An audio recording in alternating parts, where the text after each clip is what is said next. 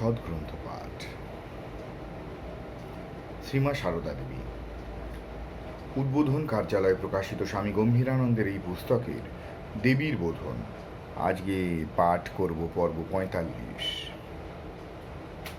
অন্য বহুভাবে ও বহু কথার ছলে শ্রীমায়ের সহিত ঠাকুরের সম্বন্ধ প্রকটিত হইয়া থাকিলেও ওই অভিব্যক্তির ধারা পরিপূর্ণতা লাভ করিয়াছিল ষোড়শী পূজায়। সে পূজার তাৎপর্য ঠাকুরের দিক হইতে আলোচনার স্থান ইহা নহে, মায়ের দিক হইতেই আমরা ইহা বুঝিতে চেষ্টা করিব। ক্ষুদ্র বালিকাকে ঠাকুর পত্নী রূপে গ্রহণ করিয়াছিলেন। কামার পুকুরে অবস্থানের সুযোগে তাহাকে দিব্য প্রেমের আস্বাদ প্রদান করিয়াছিলেন এবং কামারপুকুর দক্ষিণেশ্বরে তাহাকে লৌকিক ও দেব জীবনোচিত অপূর্ব সম্পদ রাশিতে ভূষিত করিয়াছিলেন।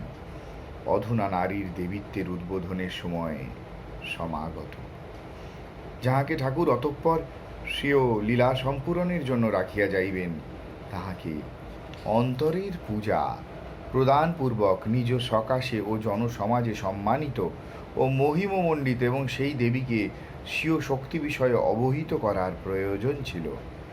এই জন্যই ষোড়শী পূজার আয়োজন।